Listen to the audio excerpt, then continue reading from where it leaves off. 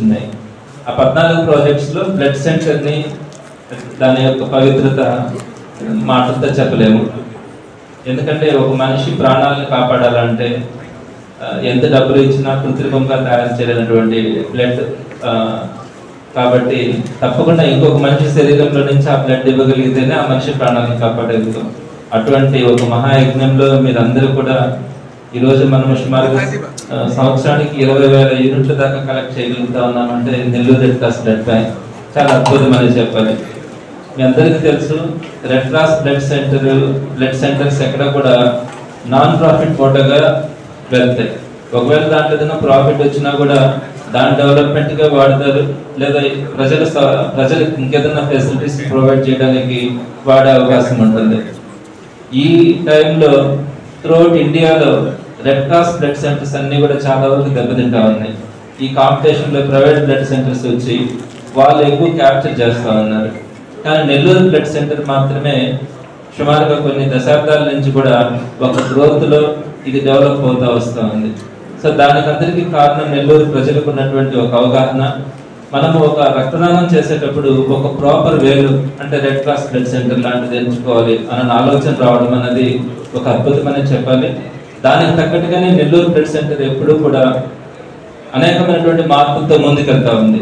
సుమారుగా ఇప్పుడు మన బ్లడ్ సెంటర్ తీసుకుంటే ఒక మంచి సెమినార్ హాల్ ఏర్పాటు చేసుకోవడం కానీ, అలానే ఇటీవలే బ్లడ్ సెంటర్లో అన్నీ కూడా లేటెస్ట్ ఎక్విప్మెంట్ పెడతా ఉన్నాము. అంటే ఏదైతే నామ్స్ ఉందో ఆ నామ్స్కి తగ్గట్టుగా బ్లడ్ సెంటర్ని అప్డేట్ చేస్తూ ఉన్నాము. ప్రతిదీ కూడా ఎక్కడ కూడా కాంప్రమైజ్ కావట్లేదు. మొన్ననే ఒక 3 days బ్యాక్ మన CMO గారు చెప్పారు, ఇంకొక 20 lakhs మనం కనుక ఇన్వెస్ట్ చేయగలిగితే ఈ బ్లడ్ సెంటర్ని ఇంకొంచెం మంచి ఎక్విప్మెంట్తో మనం చేయొచ్చు. అంటే తప్పకుండా వాటన్నింటినీ కూడా 10 మంది సహకారంతో దానంతా కూడా అప్గ్రేడ్ చేయడం జరుగుతుందని కూడా మాట్లాడడం జరిగింది. అలా ఈరోజు మీరు చూడొచ్చు, ఇంకొక 1 month లోపల మన బ్లడ్ సెంటర్ని పూర్తిగా రెనోవేట్ చేయడం కానీ, ఆ కాంపౌండ్ వాళ్ళు కంప్లీట్ చేసుకోవడం, మన ఫౌండర్ స్టాచ్యూని కూడా గ్రౌండ్ ఫ్లోర్లో మనం ఏర్పాటు చేసుకోవడం కూడా జరుగుతుంది. అదే మన సెకండ్ ప్రాజెక్ట్కి వచ్చేటప్పుడు క్యాన్సర్ హాస్పిటల్ అయితే చాలా చక్కగా డెవలప్ చేయగలుగుతా ఉన్నాము. ఎందుకంటే అక్కడికి వెళ్ళిన తర్వాత అట్మాస్ఫియర్ కానీ అక్కడ జరుగుతున్నటువంటి సర్వీస్ కానీ నచ్చడం వల్ల చాలా మంది వాళ్ళే కొన్ని మెషినరీ తీసుకొని మనకి ఇవ్వడం కూడా జరుగుతూ ఉంది. లాస్ట్ 1.5 yearలో మన క్యాన్సర్ హాస్పిటల్ ఫుల్లీ అప్గ్రేడెడ్. అసలు ఇప్పుడు దాంట్లో మనము అప్గ్రేడ్ చేయడానికి కూడా అవకాశం లేనంతగా పూర్తి స్థాయిలో ఒక లేటెస్ట్ క్యాన్సర్ హాస్పిటల్గా మనం దాన్ని డెవలప్ చేసుకున్నాము. అలానే మనము స్పాస్టిక్ సెంటర్ కూడా ఉంది. స్పాస్టిక్ సెంటర్లో సుమారుగా మన దగ్గర 100 children ఉంటాయి. వారందరికీ కూడా ట్రాన్స్పోర్టేషన్ ఫ్రీగా ఇస్తా ఉన్నాము, భోజనాలు ఫ్రీగా పెడతా ఉన్నాము, కోచింగ్ కానీ ట్రైనింగ్ ఎవ్రీథింగ్ అంతా కూడా వాళ్ళకి పూర్తిగా ఫ్రీగా వాళ్ళకి అంతా కూడా మనం చేయగలుగుతా ఉన్నాము. అలానే తలసేమియా డే కేర్ సెంటర్ని కూడా మనకు సుమారుగా 100 మంది పిల్లలు ఉన్నారు. తలసేమియా పిల్లలు రెగ్యులర్గా వాళ్ళకి బ్లడ్ ఫ్రీ ట్రాన్స్మిషన్స్ చేయాలి, అలానే వాళ్ళకి మందులు ఇవ్వాలి. వాటన్నింటినీ కూడా మనం ఉచితంగా చేస్తా ఉన్నాం. సుమారుగా 12 మంది పిల్లలకి బోన్ మ్యారో ట్రాన్స్ప్లాంటేషన్ చేయించాం. అంటే ఆ బోన్ మ్యారో ట్రాన్స్ప్లాంటేషన్ చేయించి వాళ్ళు పర్మనెంట్గా తలసేమియా నుంచి బయటకు తీసుకురావడం జరిగింది. అంటే వాళ్ళకు మనం మళ్ళా ఒక పునర్జీవాన్ని మనం ఇచ్చిన వాళ్ళమైన. సుమారుగా ఒక బోన్ మ్యారో ట్రాన్స్ప్లాంటేషన్ చేయడానికి 40 లక్షల రూపాయలు ఖర్చు అవుతుంది. కానీ మనం అంతా కూడా ఆ పేద పిల్లలందరికీ కూడా వారికి ఎలాంటి భారం లేకుండా కంప్లీట్గా వారందరికీ కూడా బోన్ మ్యారో ట్రాన్స్ప్లాంటేషన్ చేసి తలసేమియా నుంచి వారిని బయట తీసుకురావడం జరిగింది. అలానే టార్గెట్గా పెట్టుకున్నాం, మన దగ్గర ఉన్నటువంటి మిగతా పిల్లల్ని కూడా ఆ తలసేమియా నుంచి బయట తీసుకురావడానికి ఆ బోన్ మ్యారో ట్రాన్స్ప్లాంటేషన్స్ అందరికీ చేయించాలి అన్న ఆలోచన. ఇవే కాకుండా దక్షిణ భారతదేశంలోనే అత్యంత ప్రముఖమైనటువంటిది మన గాంధీ ఆశ్రమం. అంటే దాన్ని దక్షిణ సబర్మతి అని కూడా అంటారు, పల్లెపడుపు నాయకుని గాంధీ ఆశ్రమాన్ని. దాన్ని చాలా చక్కగా మనం నిర్వహిస్తూ ఉన్నాము. ఎప్పుడు కూడా దాంట్లో ఒక పచ్చదనం కానీ, పరిశుభ్రత కానీ, ఒక ప్రశాంతత కానీ ఆశ్రమంలో ఉండేలాగా మనం దాని నిర్వహణ కూడా మనం చేస్తూ ఉన్నాము. అలానే చక్కగా ARV క్లినిక్ కానీ, HIV క్లినిక్ కానీ, జనరిక్ మెడిసిన్స్ కానీ, అలానే junior red cross, youth red cross, disaster management, ఇలా అనేకమైనటువంటి కార్యక్రమాలని ఒక్క నెల్లూరు రెడ్ క్రాస్లోనే ఆంధ్ర రాష్ట్రంలో ఎక్కడా లేనన్ని ప్రాజెక్ట్స్ మన నెల్లూరు రెడ్ క్రాస్లో మనం చేయగలుగుతా ఉన్నాము. అంటే దీనికి ఎంతోమంది సహాయ సహకారాలు అందించబట్టే ఇవన్నీ కూడా చేయగలుగుతా ఉన్నాము.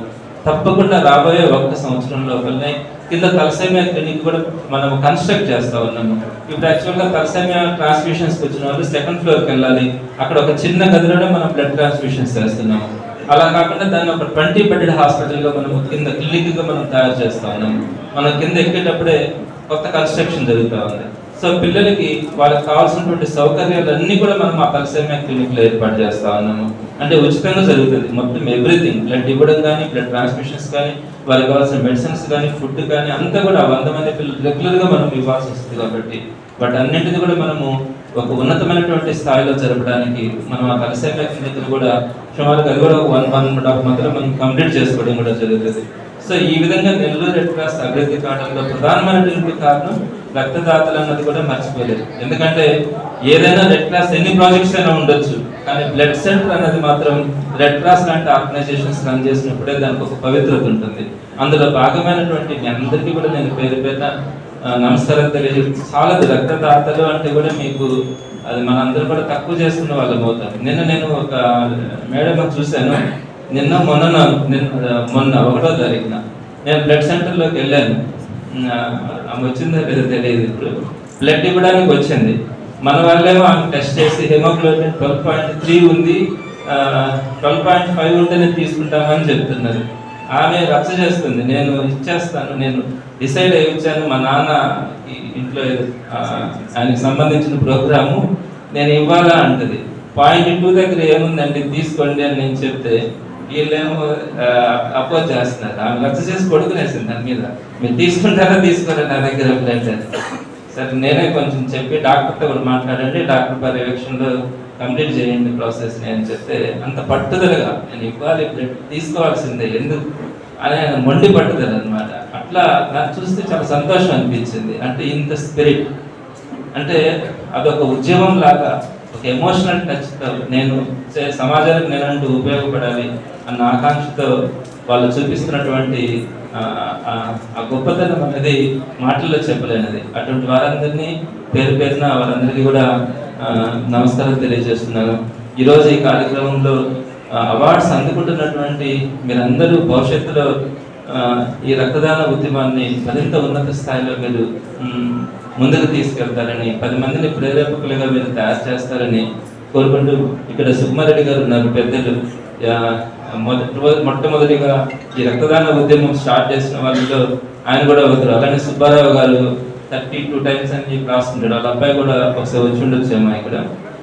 ఇట్లా వీరందరూ కూడా పాత రోజుల నుంచి ఈ రక్తదాన ఉద్యమాన్ని ముందుకు తీసుకెళ్తూ ఎంతో మందికి స్ఫూర్తిని ఇచ్చేటువంటి గొప్ప వ్యక్తులు.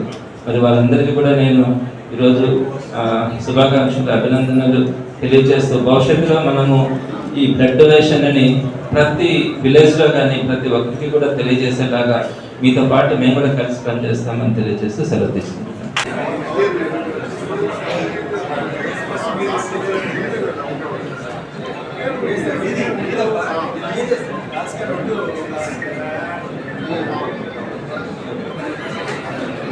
సార్ యాక్చువల్గా సారీ సార్, కింది నుంచి వస్తున్నారు అనుకున్నాను, అందుకని గమనించలేదు.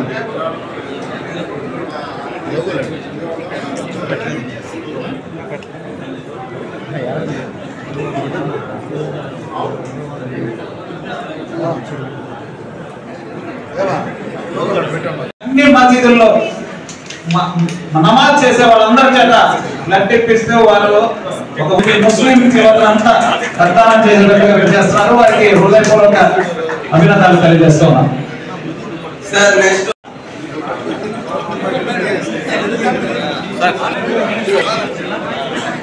డాక్టర్ మేడం చేసేటప్పుడు మేడం వచ్చున్నారు. సార్ ఇటు చూడండి సార్ ఒకసారి అందరూ. Please sir. భువనేశ్వరి గారు కావలి, ఎస్బీఐ ట్రక్కులో Kavali engineering private limited CCT.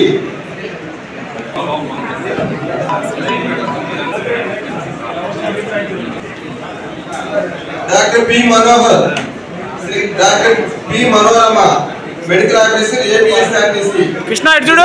Nellore.